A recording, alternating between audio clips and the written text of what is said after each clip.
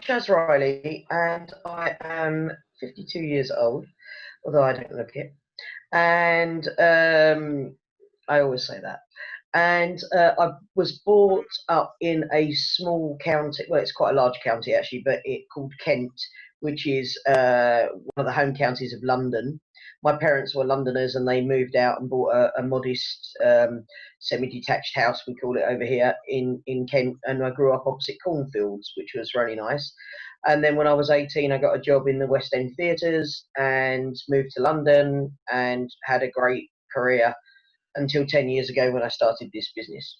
And now I live with my wife in a place called Paddock Wood, which is back down in Kent. It's near quite a big town called Royal Tunbridge Wells, and it takes about an hour to get to London. So it's quite handy for getting everywhere. Technical school or high school, did the usual. In this country, we do GCSEs and CSEs and O levels. I did all three of those, got good grades, and then at 17 went to work in the theatre, and then we do these trade skill courses over here called City and Guilds, and I qualified with the City and Guilds in carpentry and with electrical and electronic installation. So my education is more sort of technical, really. A woman. I like to be on trend, basically. I watch very closely the fashions, I bring it into the business, but I also buy outside of the business as well. So I'm really big on Ralph Lauren, really big on Ted Baker, those kind of designer brands, Hugo Boss shoes, brogues. I keep up with the latest fashion trends, both clothing wise and accessory wise. One, because that's always been my sense of style. I've always liked to have been in with the in crowd, if you like, and I like to look on trend. Change my hairstyle quite a lot, and I look at the trends of hairstyle. I have a very trendy barber, who I've been going to for about 10 years, who's a young guy, and supported his business. But yes, I like to, because as much as I realise that not all my clients are on trend or want to be on trend, I like to have that option there. Obviously, I'm 52 years old, so we have an expression over here called mutton dressed as lamb. So you have to be careful that you're not mutton dressed as lamb. I can't walk around like a 20-year-old, but I can walk around like a cool 50-year-old. Do you know what I mean? So that's how I do it. Well, that's an interesting question. I read that there, and I thought, how am I going to answer it for your purposes? Because obviously you're going to edit it down. So I'm going to give you my version that I say to tell friends when friends ask me, and when clients ask me.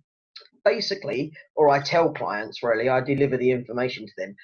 I set up the company in 2009. My father passed away. My mother had died when she was quite young, and my brother and I knew we had to clear the family home. I'd been working in theatre and high-end live events for 25 odd years, nearly 30 years, and I wanted to do something different. I was a little bit burnt out. Now, when I went into high-end live events and I was working with all the major corporate clients, the banks, credit card companies, pharmaceutical companies, you name it, celebrities, you name it, I had to put a suit on.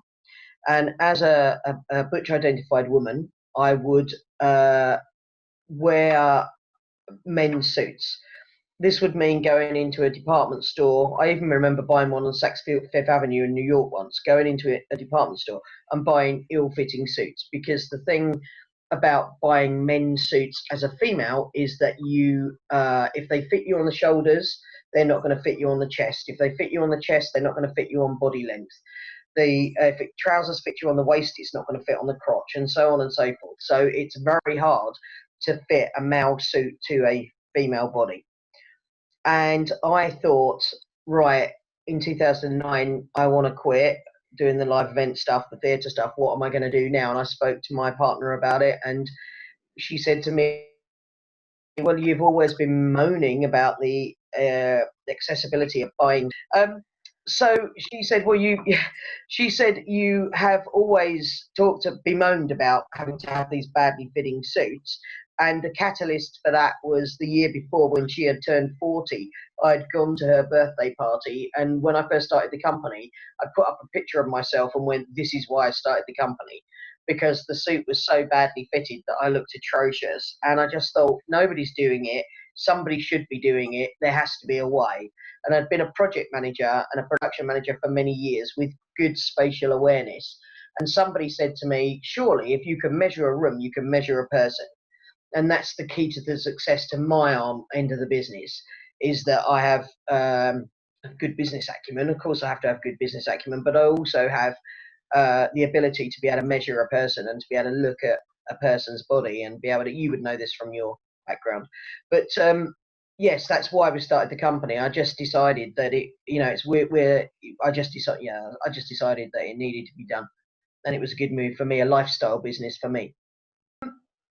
The reason I called it there's a funny story as to why we named it that, but one of the fundamental reasons for naming it, and this is not the funny bit, was I wanted a company that globally every woman in the world would recognize was a gay business. And if you put the word butch in front of anything, mostly women are going to go, oh, it's a Butch Clothing Company, then it's probably going to be for gay women.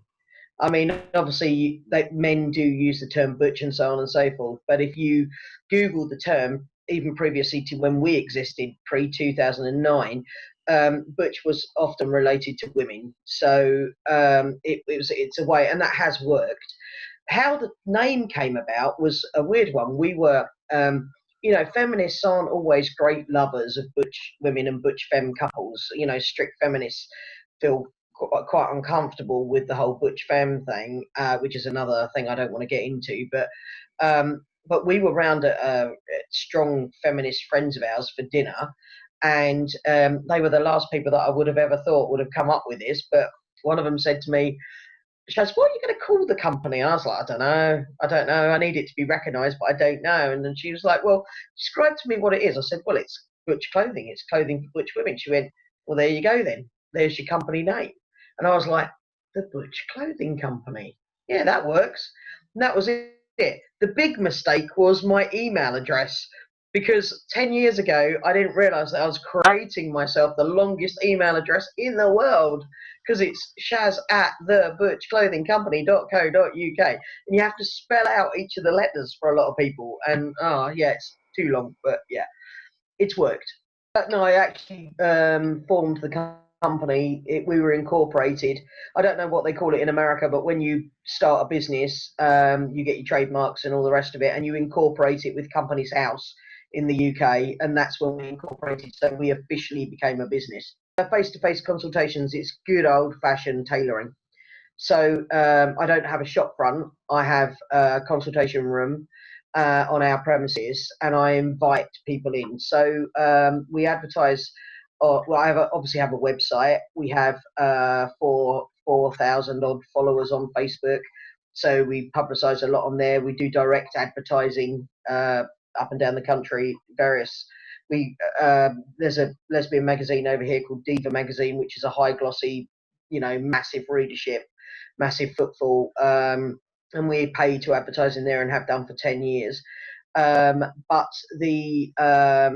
the mainstay of our business is, I guess, through the website, through Facebook, through the advertising, through my visibility, because I'm always somewhere and I'm always at lots of events and stuff like that. So we're quite highly publicised. We're quite well known. England's quite a small country. So obviously we're quite, someone phoned me yesterday because they'd been at an event in Bristol, which is in the southwest of England, on Sunday, and she'd been searching for a year. For some reason, because she was a feminine girl, although a gay woman, and she wanted a male style suit, she didn't put in butch clothing or clothing for butch women. She missed us, which is a learning curve for me. Even yesterday, I'm always learning. But somebody else said to her, oh, you should try the Butch Clothing Company. They make clothes for all gay women.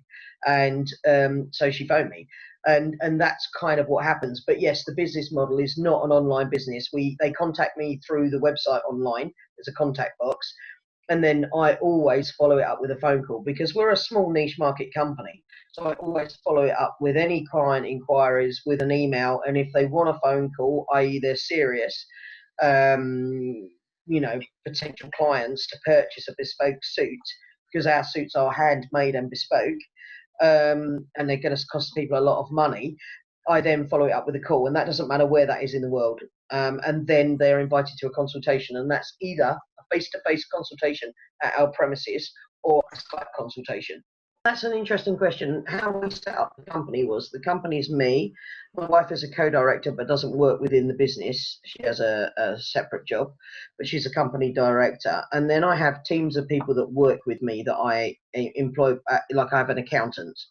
And the chap that is my accountant, he's paid monthly from me, but he has his own business. Have a bookkeeper for the same purposes, for accounting purposes. Then I have a team of a manufacturing team. So I have a tailoring team run by someone that I met many years ago when I first started the business. Helped me construct the business together. He was my head of development and design. Worked for the manufacturing partner that I first started working with. He now works on his own, and him and I have set up a studio space, and he looks after the cutters and the tailors and so on and so forth, and oversees it all. And then we work with fabric suppliers within the UK. We use English mills and we use Italian houses, and we get the fabrics from the English houses over here. So yeah, that's how it works basically. I work with companies like I'll show you a book. Like, this is a company called Huddersfield, and they provide me with books of fabrics, so these are, and I have lots of these different fabrics and fabric companies and stuff that I work with. So it's a bit of a combined effort, but seeing people here is basically me. I see the clients and I deal with the day-to-day running of the business. It's a very small niche market, but you have to surround yourself with other people, because you need accountants, you need bookkeepers, you need to have a web designer, and he looks after the website and so on and so forth. So yeah, they would all consider themselves part of the Butch Clothing Company, but they're all paid individually and paid as required, basically. Day when I'm not seeing clients could be filled with any kind of thing. Yesterday I spent the day with a TV company who were talking about making a documentary series about us. Today I'm with you. Tomorrow I'll be at the alterations tailor. That's another person I work with, my alterations tailor. He's based in London. I'll be up seeing him. Another day, Mondays, for example, is paperwork day. So if from the ordering from the week before, and if I want to order any publicity material, or I need some paper for the printer, or I have to do the company accounts and so on and so forth, I'll sit down. So the dog and I will get up about 7:30, have some breakfast, and then we're always at our desk by 9 o'clock, always. The phone rings a lot because I get a lot of inquiries. I've normally had emails coming in globally overnight, and sometimes the evenings in the UK the night before. So I have a lot of emails to answer. I'll check the company accounts every day, every morning. And yeah, whatever else needs to be done. As I say, it could be ordering stock, it could be working with the fabric houses, it could be uploading all my information sheets about, and costing sheets about the fabrics, because fabrics come in and out as well. One day I might have a certain fabric and the next day it's gone, so that has to be updated onto my system and on my sheets. So it's a lot of paperwork, really. And then I'll be fielding phone calls from prospective clients, talking to repeat clients, chasing people, writing blogs, all kinds of things. I mean, it's a real active business. The good thing is, because it's a lifestyle business, if I want to take a day off, I take a day off. If this morning I took the morning off because there's an elderly couple that live locally to me, and they had really bad trouble with their internet, so I went to sort it out for them. So, but I get the flexibility to do that because I work for myself. When I'm with clients, what happens is they will come at a set allotted time. So normally that's 10 o'clock, 12 o'clock, or 2 o'clock, because that seems to suit people. The consultations last 2 to 3 hours, which is much longer than any male bespoke tailoring company. And I invite them in, and we sit down, we have a drink, tea or a coffee or something like that. And I show them how the consultations work. Is I show them the swatch books of the fabrics, and people are pretty much instinctively drawn to the fabrics they like, and they look at fabrics, linings, shirting fabrics. Then after about 20 minutes, half an hour of chatting and looking through all those kind of things, I then take the measurement process, which is a fully clothed measurement process where they wear I encourage them not to wear shorts or tracksuit bottoms. I don't know I forget what you call them, but no casual clothes. They should be in a shirt and a pair of trousers. I take a 20-point integral measurement list. Basically, how would you call it? I basically take a measurement profile. Sorry, and then after we've done that, they go back to the fabrics. By this time, they're ready to choose the fabric that they like, and then we look at the design elements of the suit, which is basically all the detailing. It could be, collar style, number of buttons, buttons on the cuff, collar detail, etc., etc. And then that's how they design their suit with me. Sample rail. And I keep about 30 or 40 pieces on maybe about 25, 30 pieces on the rail. And I can show them. I mean, a lot of the fabrics have gone out by that point, i.e. there might be fabrics on that rail that they can't buy anymore, but they can certainly look at the style of the jacket. So they'll be looking at the width of the collar, whether it's a notched collar or a peaked collar or a wide collar or a skinny collar. And I'll show them different options of number of buttons on the cuff, and I'll show them pocket styles, and I'll show them all the different, I physically show them all the options. And on the trousers, whether they want tab adjusters or whether they want actual buttons. And so I have samples of everything we offer. Not everything that we offer, because if I want, I can show them visual images if I want to show them something that I haven't got a sample of, or I can explain it to them. I keep the dummy and I keep the rail. So yeah, I can show them that way. I keep an iPad running with images of clients that have been before, because I don't use models. I only use actual clients. So all my shots, publicity shots and everything are all real clients, real people. No, basically they come mostly with a blank canvas, but they want a suit. So you look at the elements that you think would suit them. If they're quite fashionable, then you know that they're going to want to have a tight ankle leg pair of trouser. So when you're designing it, you'll be like, right, so you want a slim leg. So you would say, right, well, you want a 14 or 15-inch ankle width. And then you'll say, well, you're not big build, so perhaps a slim, skinny collar, either for fashion reasons, which I always have a skinny collar, but also if they're not a big build, if they're quite small, they're going to look ridiculous with a normal size notched collar, which is a very male classic style. So you'll suggest to them that they have a slim cut collar. And you're basically designing. I mean, it's not what we do is not it's not like going to a fashion house and going, oh, can I have a strawberry covered patch pocket, and can I have the other pocket with a zip, and it's not all those kind of, we're classic male styles and the latest fashion trends. So anything that's on trend or is classic in the male suiting world is what we do. But we don't try and reinvent the wheel. But what we don't do is make suits and alter them, make male suits and then alter them to fit the women. These are bespoke and made for each individual client to their measurements. And we take into account that women have boobs and bottoms and hips and thighs and etc. And I think that's why a lot of people don't do this and don't do it successfully. And a lot of people have failed doing it, and that's because it's complicated. If you go to a male tailor, the woman that phoned yesterday just reiterated what I've heard a million times in the last 10 years, is that when you go to a male tailor and they try to make you a man's suit, they never successfully make you a man's suit. They always then start making it into a lady's suit because they don't know how to do it. I just did a towel coat for a toastmaster, or toast mistress. She'd recently, they wear the red towel coats. I'm assuming they do in America. Red towel coats, and they announce people coming into the rooms and stuff like that. And at a wedding, they'll say, Mrs. and Mrs. or Mr. and Mrs. And they stand there in a towel coat. And the toastmaster company that this woman was trained with bought in a towel coat tailor. And this tailcoat tailor, who I've now got to know, refused to make the jacket for this woman because he said he wouldn't know where to start. And I made one, and I made it perfectly successfully, and it's a beautiful fit, and she loves it. But it's because male tailors don't know how to make male suits fit women. So I guess I've cornered the market. Don't know why I'm not rich and famous. You think I get, you know, I am sort of known everywhere.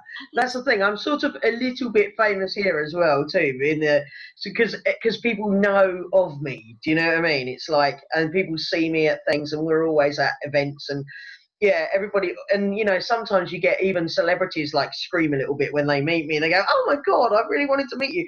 I met a comedian a couple of years ago, and she was like, "Oh my God, I can't believe I'm meeting you," and I'm like, "Yeah, I know."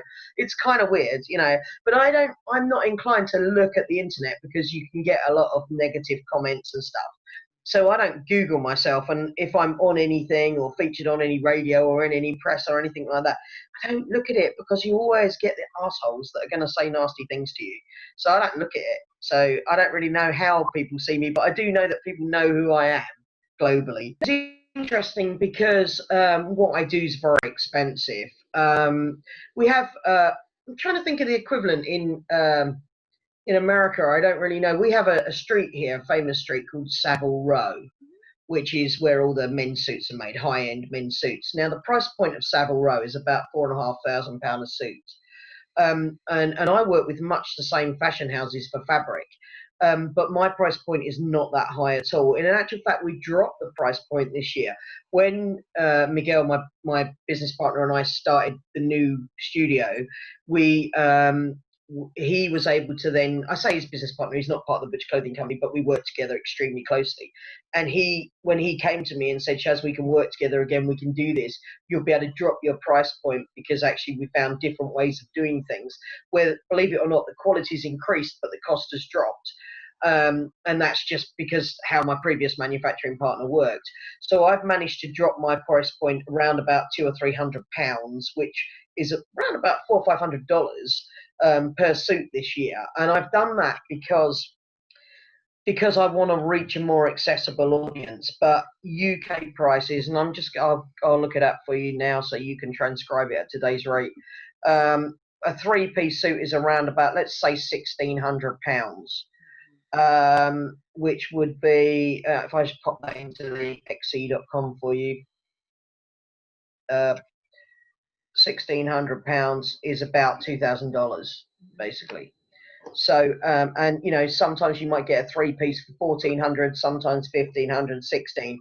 It used to be, the Americans used to pay about $2,500, and they're now paying about 2,000. And a two-piece is around about 1,200, 1,300. And the jackets sit at about £1,000. I'm talking pounds now. And then the trousers a little bit less than that, maybe 800 or 900. But the fabrics are expensive, and the making process is expensive. And we say 7 to 9 weeks to hand make each piece, and it is all hand sewn and hand stitched. And we cut paper patterns, and then we cut fabric patterns. And if mistakes are made, it gets remade, and so on and so forth before it leaves the studio. No, Kelly, I've never bought into that.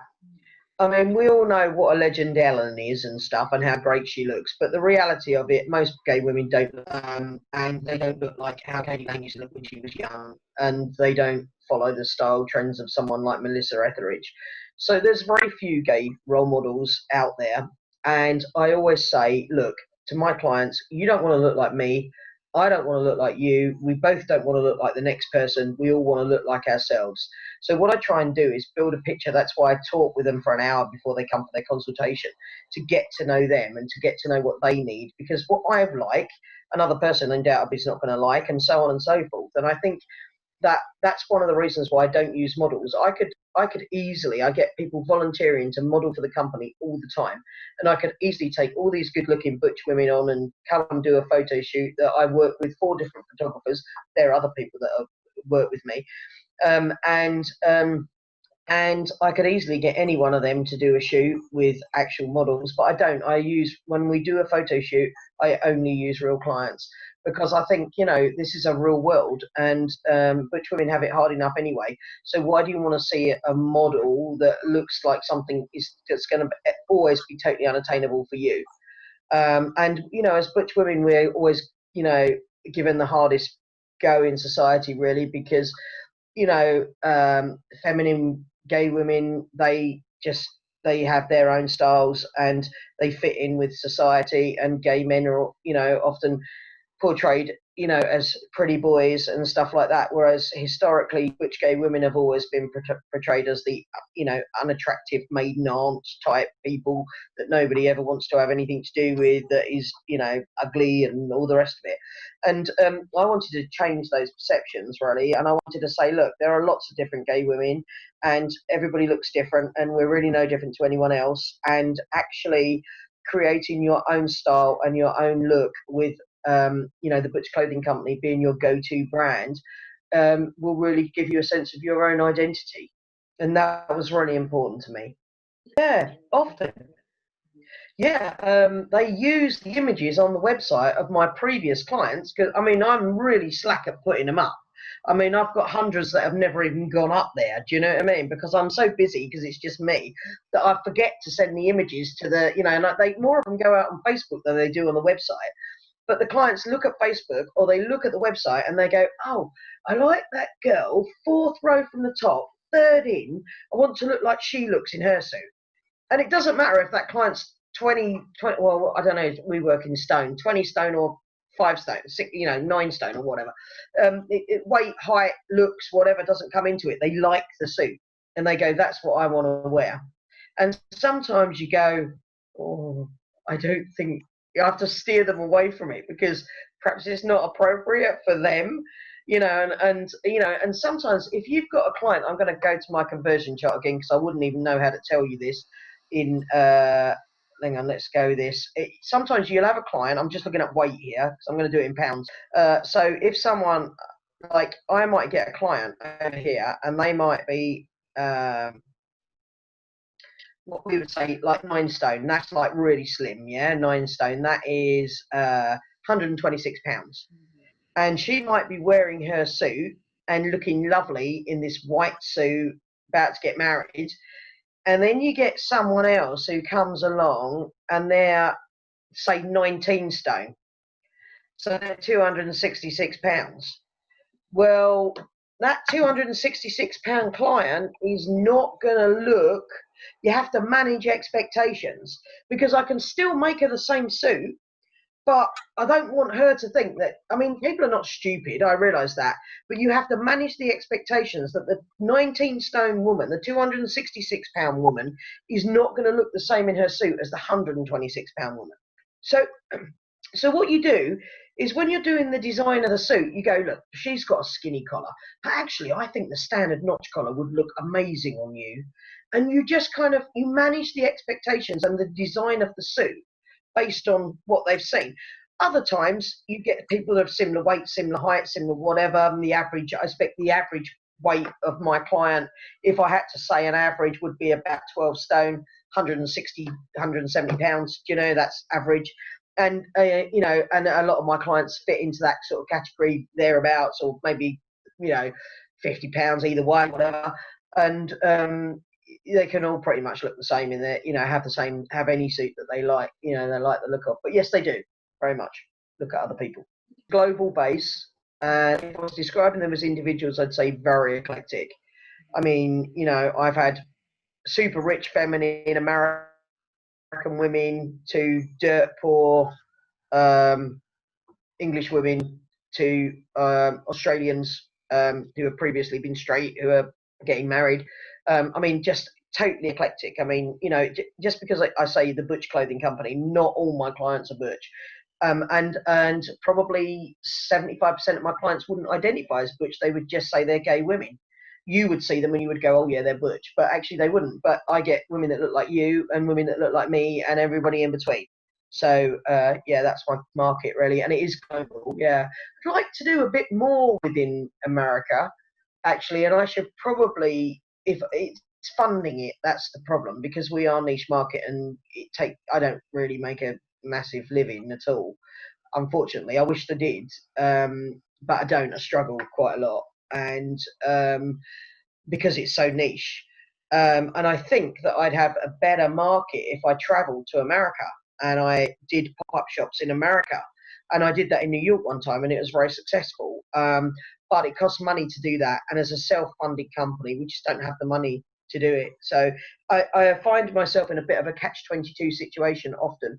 The garments are expensive, so that prohibits how many people come to the company. I don't sell that many suits, so it's but I've built a good name and a good reputation, so people that do come love what we do. But yeah, I do feel in a bit of a catch-22 with it all, really, sometimes. I think the longevity that we've been able to survive, because I've seen a lot of other companies like St. Harridan, like Tomboy Tailors, companies like that in America that have come after us. Nobody really in the UK. There's a couple of tailors that advertise in the same gay magazine that I do, but they're basically straight companies and they make different kind of suits to the one that I do. And I think I'm really proud of the fact that we found a way to make male suits for women, and really proud of the fact that God knows how, but I've just hung in there. And and people like you go, we think you're a little bit famous. Do you know what I mean? Because actually, I've made a name for myself out of nothing. I mean, literally sitting here at 3 o'clock in the morning going, I'm going to do this. I'm going to give myself a company name. Got it from the friends at dinner that night, sat there and created a crappy little website, and then had to find a web designer to make it proper. But I've literally taken it from nothing. We've taken no investment. We've taken no funding. We've taken nothing from anybody. And trust me, I mean, by the same token, I'm proud of my wife for encouraging me to do it and constantly supporting me and constantly funding the business with me. In bad years, she funds the business for me, and I'm really appreciative of that. And times can be tough. I mean, I don't really know. I don't think the price point is that high, and I think a lot of what my problem is that I just don't have the money to have the marketing budget that I need for enough people to know that we're here. And I think that's the classic catch-22 of this scenario, really. But I know I'm really proud of the fact that we make high-end quality products, and that people are just overjoyed, and it changes people's lives because they come to me, and some people are in tears when they come to me because they've never been able to find garments that fit them, and they've never been able to find garments that match their personality. Or when a guy puts on a suit, he can put on a suit and feel like he looks $1,000,000, and when women put on a male suit, they just feel like crap, because you just know that it doesn't fit and doesn't look great. And yet, if you put on ladies' clothing, you're going to feel awful and you're not going to feel who you are.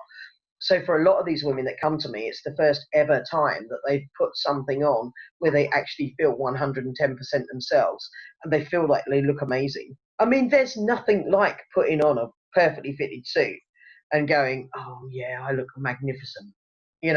The most successful part of the business has been actually consistently delivering excellent suits that these women love. I mean, yes, we've been successful at getting the brand name out there for considering, I've had to work so hard alone basically to make that happen. And I think that that's great. But I think the fact that I consistently, I always say to people that they have to be prepared for alterations and remakes. But my record for alterations and remakes is absolutely superb. I mean, the amount of times we have to do an alteration and virtually never a remake. I mean, I feel blessed that I have the ability to be able to measure someone so successfully, and I have such a great team that can cut suits so amazingly well. But yeah, I just think I'm so proud that we deliver consistently these amazing suits for people. No, I just think that it's word of mouth. I get a lot of referrals from clients that have been, and even people that haven't been. They just know of how we perform, and so that can. But I get a lot of testimonials coming in all the time where people will write to me, email me, put it on Facebook, and say how delighted they are. And people send photographs of their wedding. A lot of the stuff we do is for weddings, and I always get photographs back of their weddings, and people say, oh, the big star of the wedding day was my suit. And people kept asking me, where did I get it? And they never see me looking so smart, and get that all the time, like virtually every order. And also repeat clients. Did someone's wedding the year Sue and I got married in 2011. Just think about that then. And they did their divorce now, this couple. But one of the partners who had the suit came back to me recently and said, listen, I'd like to have another jacket. And I took the jacket to her on Sunday. I was on my way to to the football actually, and she happens to live near where my team play, and and I dropped it in. I have a friend's 14-year-old boy who I take to the football with me because he doesn't have a dad, and so I always take him to the football. And we dropped it into this client, and she was just blown away. And she messaged me today saying, "Shaz, I couldn't have even hoped that the jacket was going to turn out the way that it did. It far exceeded my expectations." And that just came through on a text this morning. Do you know what I mean? So it's like, consistently, we're really delivering. Can I add something into a question that you asked before? Now, yeah, you asked me what I was most proud of, and I was just thinking about it, and I was thinking one of the things that I'm really proud of the fact is that because the business hasn't grown out of hand, I've still been able to offer the personal touch to everybody. And I was just thinking about, actually, you know what? I just took it for granted that I would just drop this jacket into this client on a Sunday because I happened to be up that way, so it was no big deal. And I thought I feel really privileged and really blessed to be able to offer that kind of personal service. And when people come to me, I think that they feel very special. And I really like being able to make people are spending a lot of money, and I respect the fact they're spending a lot of money. And I like to make each person feel special and feel, because mostly if it's not about their wedding day, it's about their new job, or it's about some really big important reason that they're doing this. And although they're going to have a three-piece bespoke suit in their wardrobe that they're going to be able to mix and match with their jeans and their shorts and all their chinos and all their other elements in their wardrobe, and they're going to have it for the next 20 years and they're going to love wearing it, I think the moment that they purchase it, that's when they need to feel the most special. So I just wanted to add that in, that I feel quite privileged that I get to offer that personal service to people. And I get the time to be able to do that. Negative, yeah, there was an article that came out in the Guardian newspaper, which is a famous broadsheet over here, written by a famous journalist who I happen to know. And it was a little bit tongue-in-cheek, the article, but the editor said that she could publish an article about the Butch Clothing Company the week that we launched in 2010 if she wrote this piece, and it was a little bit tongue-in-cheek, but they did a photograph and all that kind of thing.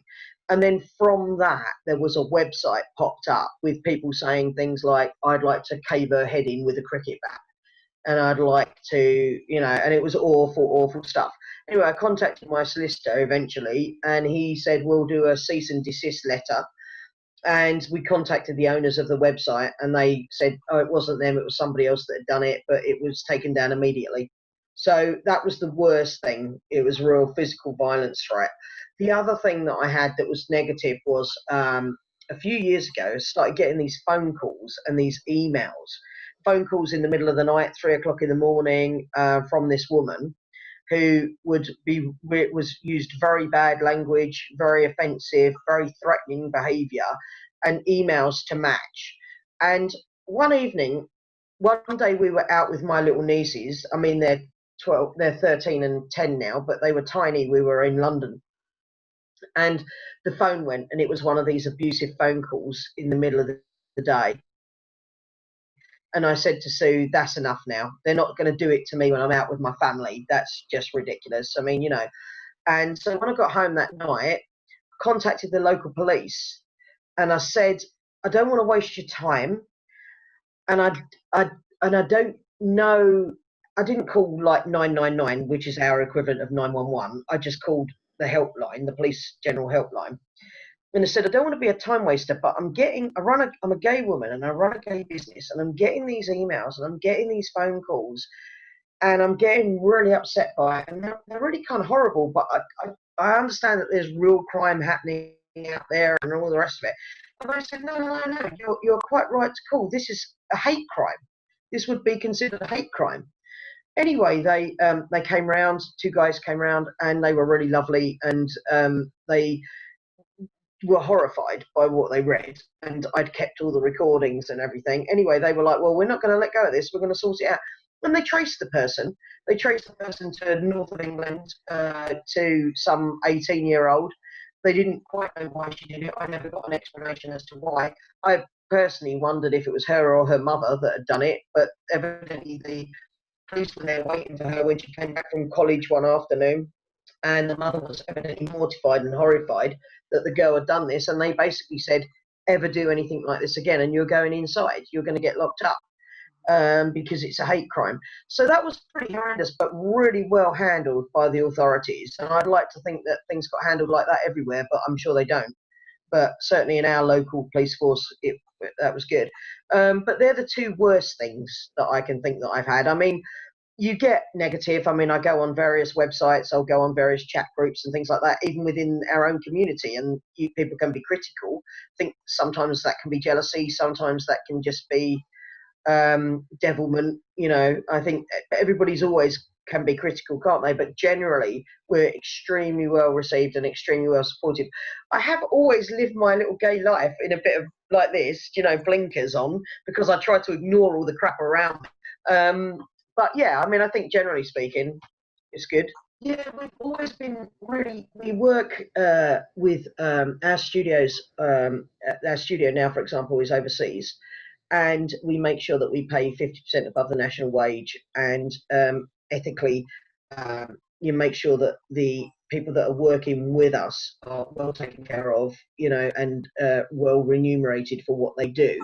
And I always said that we would never run any kind of sweatshop. It would never be about that. The price point would always be high, and my profit margins would always be low, because I wanted to make sure that nobody was ever taken advantage of. So and also things like when we've had in the early days, when we had a lot of suits that were incorrect because we made a lot of mistakes, they just didn't fit the people they were made for. We'd send them to charities and stuff like that, so that, you know, people could benefit. And still, I mean, I lost three stone. That's I'm going to tell you how much that is this year in weight. That is 3 stone. That's I lost 42 pounds in weight this year, so I had to get rid of all my suits. I didn't want them altered. I just said I'd start again, and I gave them all to charity and things like that. And I try to encourage people, if they're getting rid of their suits and having new ones, that they do the same thing. Also, we've just started. I haven't got it here actually, but we've just started a new brand for vegans. So we're making our suits from a fabric from bamboo. So they're starting to create the bamboo, the wood bamboo. You can create fabric out of it. Don't ask me the process because I don't know.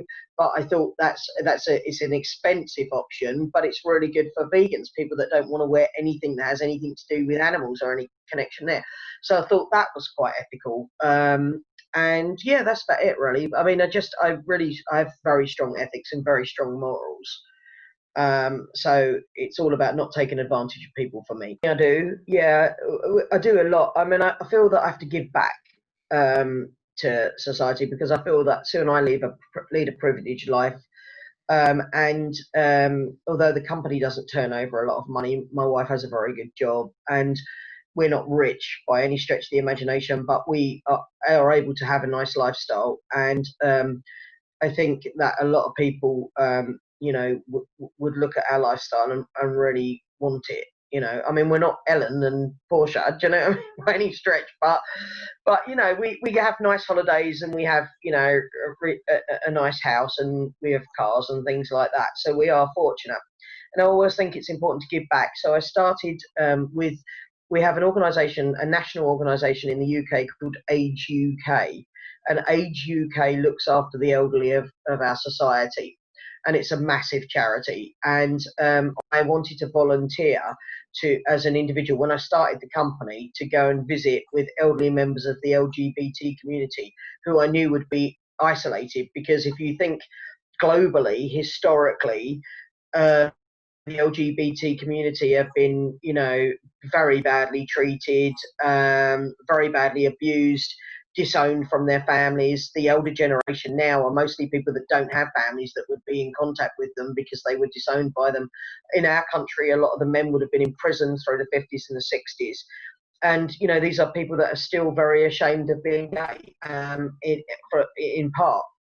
And so I wanted to be able to go and help these people. And our local HUK and the surrounding areas didn't have anything. They said, "Oh no, we don't have anything for those types here." At which point I said, "I need to speak to your chief executive." And they put me through to the chief executive, and I said, "You need to do some staff retraining, because you don't say I don't have anything for those types. and also, why don't you? And she said, it's a great idea. We need to be doing something about it. I said, well, there's a program that Age UK run in London called Opening Doors, and I think we could set something similar up down here. And so we did, Kent-wide. Kent's a massive county, and I think it's going through other parts of the UK now. And basically, it's called Out and About, and it's an LGBT charity for the elderly, lonely, and I founded it. I mean, I no longer work in the service because I got too busy. But it's in very safe hands, and it's got a lot of volunteers, and it helps a lot of people, and it changes a lot of lives. And Age UK have about 150,000 volunteers. We only live in a 63 million people country, but they have something like 150 to 300,000 volunteers, and they award 15 awards a year. And I think it was 3 or 4 years ago, I got Volunteer Peer of the Year. So I got one of the major awards because we set up this organisation. So that was really nice.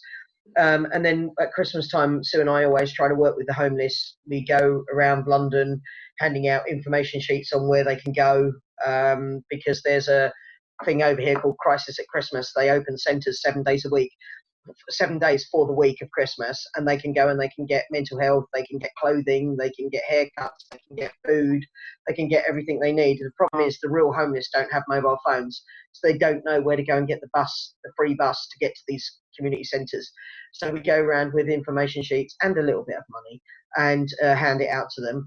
And then this year on Christmas Day, Sue and I, although I will be clear that I'm not religious, we're actually volunteering for the local church on Christmas Day and the build up to Christmas, and helping to serve lunch to the homeless and the isolated and lonely in our area. So that's a really good thing that the local church organises and we've volunteered for. So I'm always trying to find the time to do something, you know. And my wife does a lot of charity runs and a lot of sporting events and that kind of thing to raise money. So yeah, we give back. So yeah, that's how we do it basically. We didn't have any initial funding. We self-funded ourselves. We've been offered investment over the years, but they always want to change the brand. So they always want it to be something. They want it to be either a brand for trans people. Well, trans people have a fully inclusive company. Trans people are welcome at my company. Straight men are welcome at my company. Disabled people are welcome at my company. Straight women are welcome. Everybody's welcome. It's fully inclusive. But it's set the brand up for gay women and fundamentally for butch gay women. And so I've been offered money to deviate that brand because the quality of what we do, and also to go into other markets like shoes and things like that. And I've been offered tens of thousands of pounds to do that, and I've never taken it because it's not what it's about for me. It's about my brand and us being the go-to brand for lesbian and gay women to have suits, you know, male style suits. It's always funny, isn't it? Because when you come off these things, you go, oh, I should have said. I think that, you know, the aim of the company was to be the go-to lesbian brand for Butch Clothing. I think that I would love to see the global brand grow.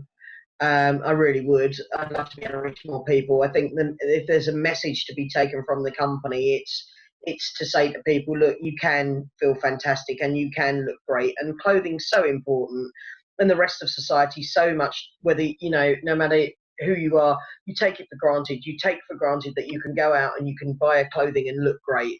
And unfortunately for butch identified women, that isn't the case, because yeah, I guess we can go and put a pair of jeans and a t-shirt on, that's no problem. But as soon as you want to look smart, you want to look smart for work, you want to get married, you want to look amazing, you want to feel the way that a feminine woman can do when they put a dress on, it's a really hard path and it's a really hard journey. And for a lot of people, it's a really emotional journey. And don't get me wrong, I know that I'm not running a charity here, but I do think that one of the legacies that we are giving with this company is the fact that people can finally feel like they fit. And that's really important to me. I think, to reiterate, I think the personal contact with the clients is really important. I think that people feeling special is really important. I think selling quality products and making and selling and producing quality products is really, really important. And being accessible to my clients is important to me. I don't care if I'm talking to you at 3 in the morning or whenever, because I often answer emails in the middle of the night, because and I always answer emails personally, and I always answer them individually, and I don't have a standard response. Although I do have a standard response, because obviously people are asking the same questions, but it's all an individual email. And yeah, I just think that I'm really proud of everything that we've achieved. There's probably lots more we could talk about, and there's probably lots more I can tell you about the company, but on the top of my head, I'm thinking pretty much shown you. I mean, I think the garments themselves are interesting, and I think that you can see behind this is a jacket with a satin lapel, a skinny satin lapel, and satin buttons and satin pocket jettings. And when you open up the jacket, what you see is that women are finally being able to get garments the same as men. So I don't know if you can see this on. You probably can you see? I don't know if you can actually. I'm going to have to try and get it in camera view for you. Let me turn my laptop. Basically, what it is I always make sure that there's inside pockets and spare buttons, and on this side, which may be easier to see where the label is, you get a ticket pocket, and you get a pen pocket, and you get more spare buttons, and you get the piping, and the quality of the garments are as good as any male suit making company, bespoke tailors. And that was really important to me, that women were actually made suits that they wanted, and not just suits that society think they should have with a feminine twist on them. And that's remained important to me.